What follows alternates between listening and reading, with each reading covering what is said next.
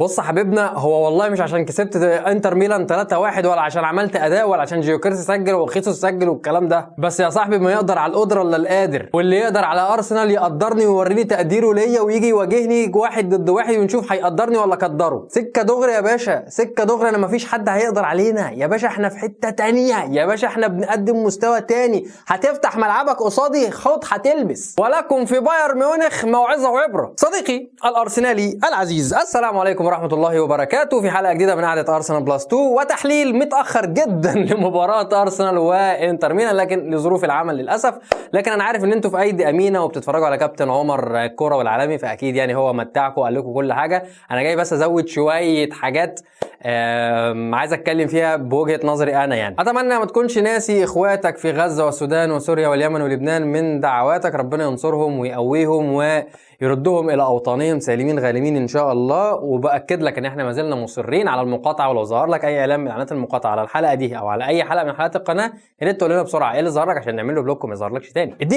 اديني بقى 3 لايك، على 3 سبسكرايب، على 3 شير للحلقه لو عجبتك، على 3 تفعيل جرس لو الحلقه برضه عجبتك عشان تشوف كل جديدنا. ويلا بينا نبدا كلامنا في الحلقه. زي ما اتفقت معاك وزي ما قلت لك قبل المباراه ان انا مش فارق معايا المباراه اصلا. احنا حتى طلعنا في اللايف كنا قاعدين بنلعب ونهزر، ودخل معانا كابتن عمر مجدي وقعدنا نتكلم عموما في مستوى ارسنال وفي كلام عن ارسنال بره ماتش انتر ميلان. حتى لو تاخد بالك انا جيت كلمتك في قعده ارسنال قبل ال90 اللي هي كانت الجزء الثالث في قعده ارسنال اول امبارح يوم الاثنين، وقلت لك انا مش فارق معايا المباراه. في تحليل موجود قدامي في المباراه وان هم 3-5-2 ومش عارف ايه، بس احنا حماسنا ان احنا داخلين المباراه دي ان احنا لازم نكسب وبتاع، لا مش موجود. انا مش مضغوط ان انا لازم ادخل المباراه دي اكسبها. بالعكس، انا حتى لا قدر الله لو كان ان احنا اتغلبنا احنا كنا برضه هنفضل زي ما احنا، ما كانش هيحصل اي مشكله. فالمباراه فعلا ما كانتش فارقه معانا، وان احنا كان متشال من علينا الضغط بشكل كبير جدا. لكن في كام نقطه كده، في كام حاجه كده ظهرت في المباراه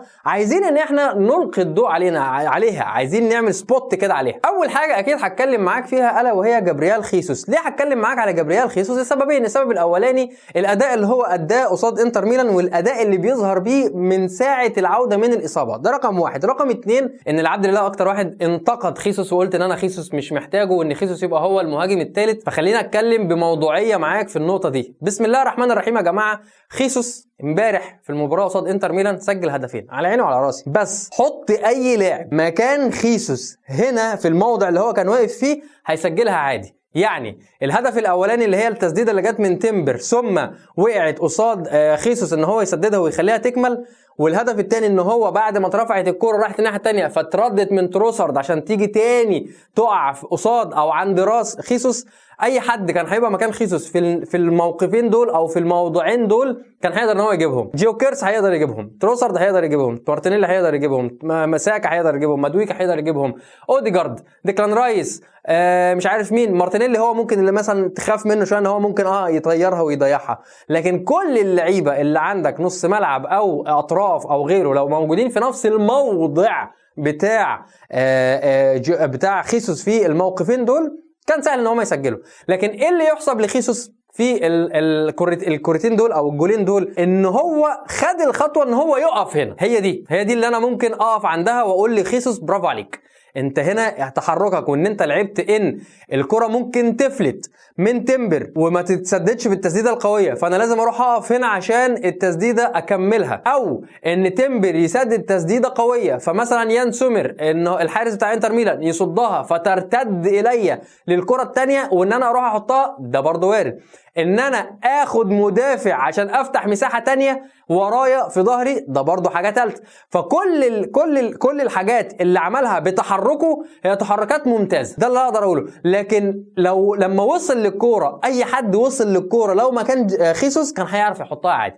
جيوكيرس لو كان موجود كان هيحطها عادي جدا. الحاجه الثانيه بقى، الهدف الثاني، هي الكوره اصلا يعني مرميه، معرفش هل ده كان مقصود ولا هي دي اللعبه يعني اللي عاملها جوفر، نيكولاس جوفر، ولا لا، ان هي تترمي من ساكا لتروسارد، تروسارد يمشيها تاني على الخط عشان تروح للاعب الوحيد من ارسنال اللي موجود وسط الزمره بتاعه انتر ميلان ان هو يحطها. فيحسب التواجد بتاعه في الموقفين دول والتحرك ان هو يتواجد في الناحيتين دول، مع معلوميه شيء ان جابريال خيسوس قصير واللعيبه بتاعه انتر ميلان اطول شويه، فان هو وقف هنا واستنى الكوره عشان يحطها تمام. لكن اي حد كان قصاد الجون والكوره هي نازله كان هيحطها وتتسجل عادي. لكن تعالى بقى اعمل لك بلوت تويست كده جامده جدا.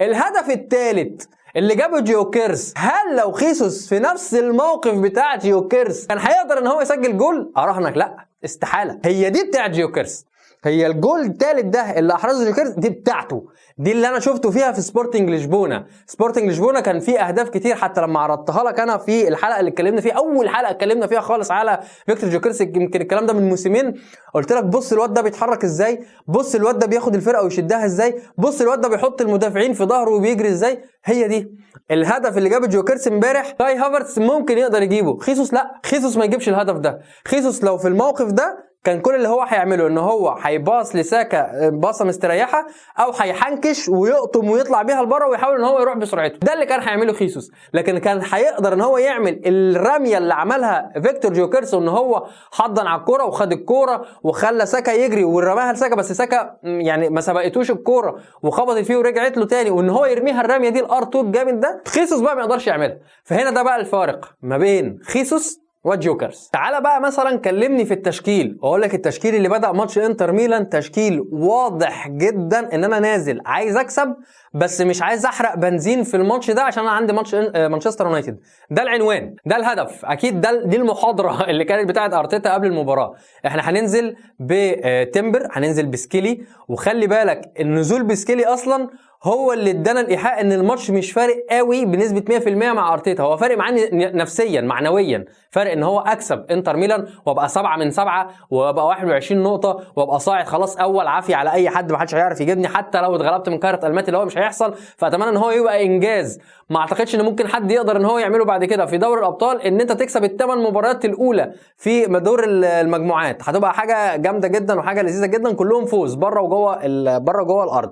فالتشكيل امبارح اللي انت بادئ بيه واضح جدا بنزول سكيلي ان انت مش فارق معاك قوي المباراه، مريح جابريال ماجالايش وبادئ بويليام صليبا وموسكيرا اللي انا كنت بفكر يعني انا كنت عايزه يلعب طبعا، بس كنت بفكر ان موسكيرا هينزل في بعض التردد، في بعض البعد عن الفورمه. لا ده الراجل نازل بسم الله ما شاء الله جاهز، ماسك نفسه، ادى اداء كويس من اللي احنا شفناه. تمبر طبعا انا كنت حابب ان تمبر يطلع مع بدايه الشوط الثاني بالظبط، مش يخش الشوط الثاني ويكمل لا يطلع مع بدايه الشوط الثاني ما يكملش، يعني يتشد كده وينزل مكانه بن وايت. نفس الكلام برضه على زوبيميندي، انا كان نفسي برضه زوبيميندي يطلع وينزل نورجارد وياخد وقت اطول وزوبيميندي يرتاح، لان انا عندي ماتش مانشستر يونايتد يوم الاحد في فارق في مسافه تقريبا اربع ايام ما بين الماتش ده والماتش ده، بس كان نفسي اللعيبه دي تاخد راحه اكتر زي ديكلان رايس وزي اوديجارد وزي تروسارد وزي زي مادويكي ومارتينيلي زي جوكيرس، الناس اللي هي الاساسيه بتاعتي، زي برضو جابريال ماجالايش خد له الراحه بتاعته وهكذا. كنت احب ان انا اشوف كيبا اريزابلاجا، لكن هو كان حاطط في دماغه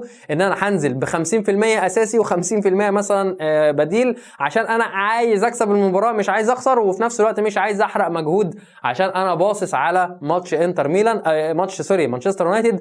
فهنا لازم نقف عند النقطه دي، لان ارتيتا زي ما قلت لك من اول شهر 12 لما بدات المدعكه تشتغل، ان انت في شهر 12 بتلعب 8 مباريات، في شهر 1 بتلعب 9 مباريات، ففي صداع في صداع وفي كلاب بتجري في دماغ ارتيتا، فكره ان انا مطالب ان انا اعمل روتيشن وان انا في عناصر لازم العب بيها قصاد فرق معينه. فكل اللي احنا عايشين فيه ده من شهر 12 لغايه اللحظه اللي انا بصور معاك فيها دي، بكم الاصابات والغيابات اللي بيتم علينا في الشهرين دول، شابوه ارتيتا، شابوه ان هو بيعرف يعمل الروتيشن ويحافظ على الاداء والمستوى وبيخليك في مراكز متقدمه جدا والاداء بيبقى قوي. بتفلت منه احيانا، طبيعي ان هي تفلت منه، فلتت منه في ماتش ليفربول عادي، فلتت منه قصاد نوتنجهام فورست وزعلنا عادي، تعدي. لكن هو ده افضل من ان انا اعمل روتيشن يخليني متاخر في النتيجه او يخليني مغلوب. لا، انا اعمل الروتيشن اللي يخدم، واحاول قدر الامكان بالروتيشن ده او بالتشكيله دي ان انا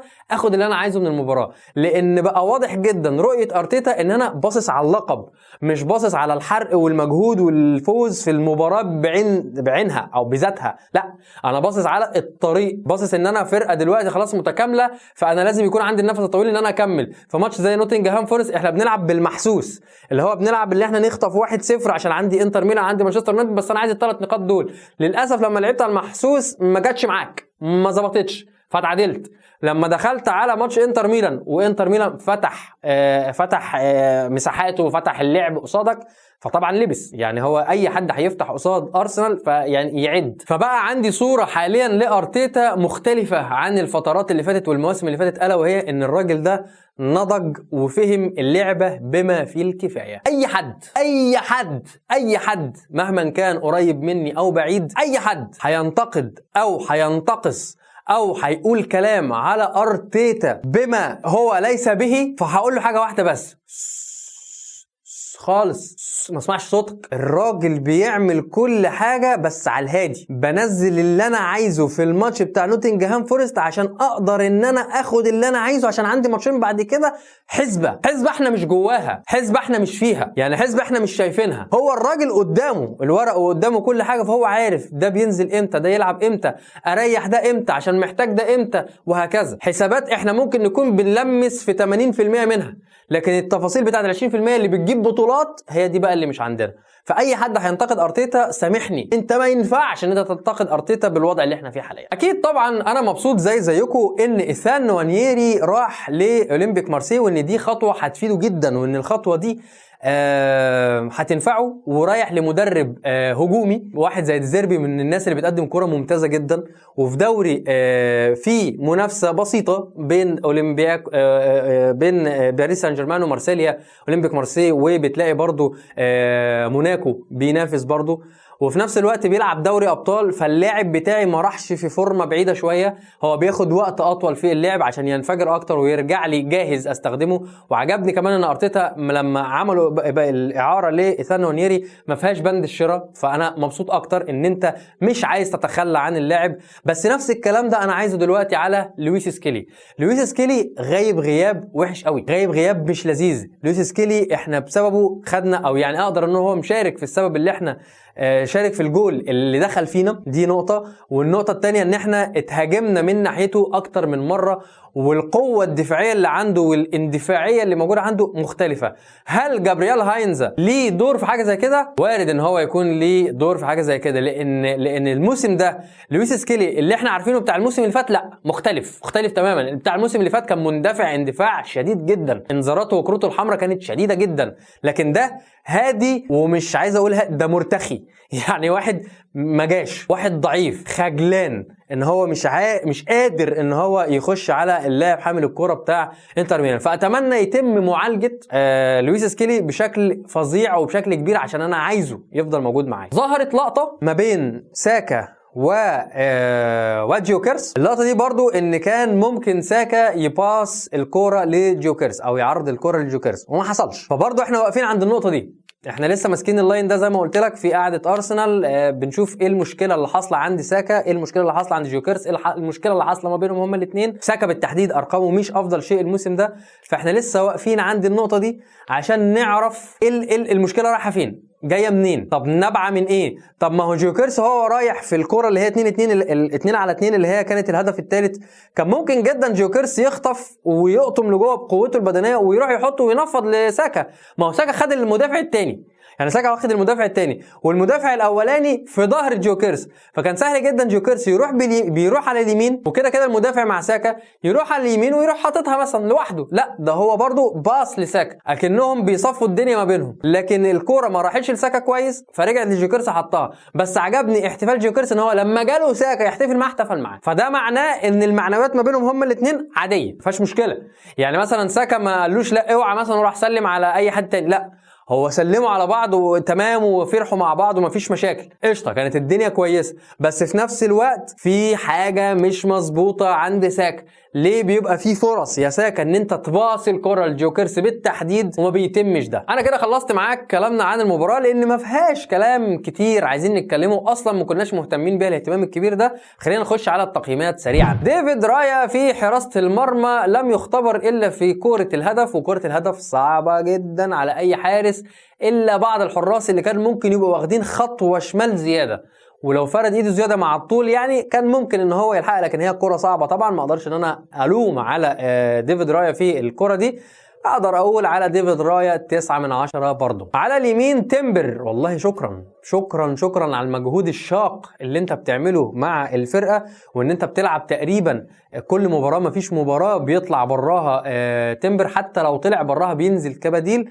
فمتشكرين جدا جدا جدا جدا يا تمبر. تمبر بالنسبه لي امبارح 10 من 10. لويس سكيلي هو من اقل اللعيبه اللي ظهرت امبارح معانا، واقدر اديله 7 من 10 ويمكن كمان 6 من 10، لان انا محتاج يتطور اللاعب ده اكتر. دفاعيا محتاج يتطور اكتر، هجوميا محتاج يتطور اكتر. مش عارف هل دي ازمه ثقه عنده ولا في تدخل حصل من جابرييل هاينز ابتدى يبرمج اللاعب على برمجه تانية خالص غير اللي احنا كنا عارفينها. الحمد لله على السلامه يا موسكيرا. موسكيرا امبارح بالنسبه لي اقدر اديله 9 من 10. واقف على رجليه، مش هايب الموقف، مش ضعيف، مش متردد، مش حاسس بخطوره من ناحيته. ويليام صليبا طبعا اكيد اقدر ان انا برضو اديله 9 من 10 لان برضو الهدف ضايقني شويه. الهدف يمكن كان زوبيميندي كان يقدر ان هو ينام او يفرش نفسه او يفرد جسمه اكتر من كده، وكنت اتمنى ان تتقفل الزوايا بتاعه التسديد اكتر من كده اللي بيشارك فيها ويليام صليبا. فلذلك انا قلت ويليام صليبا 9 من 10. زوبيميندي انا ما اقدرش اعلق على عدم مساهماته الهجوميه اللي احنا ممكن نكون بنستناها، لان نص الملعب بتاع امبارح مش هو نص الملعب اللي هو متعود عليه، وان لما بيكون موجود ايزي اللي للاسف امبارح ما قدمش حاجه كبيره قوي، ما بيقدرش زوبيميندي في وجود ايزي ان هو يظهر كامل امكانياته، ويبقى الحمل الدفاعي عليه كبير. بس اقدر اقول امبارح على الكام كره اللي اخترقنا فيهم من نص الملعب من العمق بصراحه شكرين يا عم زوبيميندي 8 من 10.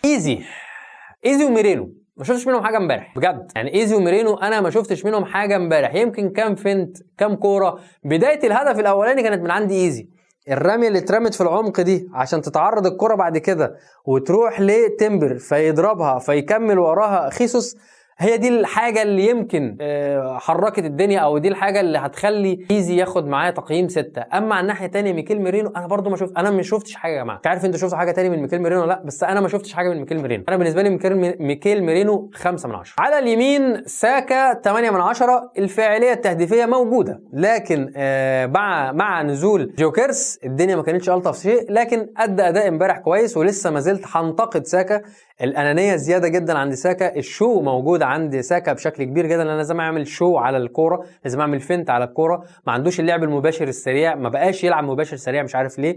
على الناحيه الثانيه تروسارد على قد ما قدر ان هو يدي، لان الناحيه بتاعته كانت مقفوله بشكل كبير من لويس انريكي. بتتكلم في باستوني تقريبا برضه هو اللي كان على ناحيته، باستوني او اكانجي مش متذكر مين. فالناحيه دي كانت مقفوله شويه على تروسارد، واحنا كنا مميلين اللعب اكتر على الناحيه اليمين عند ساكا. فاقدر اقول له يا تروسارد 7 من 10. خيسوس طبعا ما اقدرش ان انا انتقص من حقه طبعا، اكيد يعني هقدر اديله 10 من 10 على الهدفين اللي هو عملهم، ده كده يعني لازم اديله 10 من 10. اما بقى اللعيبه اللي نزلت فما ينفعش ان احنا نقيمهم لان هو ما خدوش الفرصه الكامله، لكن جيوكيرس لازم اديله 10 من 10. قدر ان هو ينزل يحقق هدف ويحجز على الكوره، وبيساعدك كمان في الضغط على المنافس، وساعدك كمان دفاعيا. مارتينيلي مش هعلق، بقيه اللعيبه اللي نزلت مش حابب ان انا اعلق لان برضو ما خدوش نفس الفرصه الكامله اللي خدوها اللعيبه اللي نزلوا في بدايه المباراه. انا متشكر جدا ليك يا صديقي ان انت وصلت معايا لغايه هنا. اتمنى ما تكونش نسيت اللايك وسبسكرايب وشير وشاركنا على اكونتات السوشيال ميديا هتلاقيها في الديسكربشن، وتفعل الجرس عشان يوصلك كل جديدنا. والى ان القاكم ان شاء الله باذن الله يوم الجمعه في اعتقد حلقه قعده ارسنال قبل قعده ارسنال اكسترا على ما اعتقد، مفيش قبل 90. اشكركم واترككم في رعايه الله. سلام عليكم.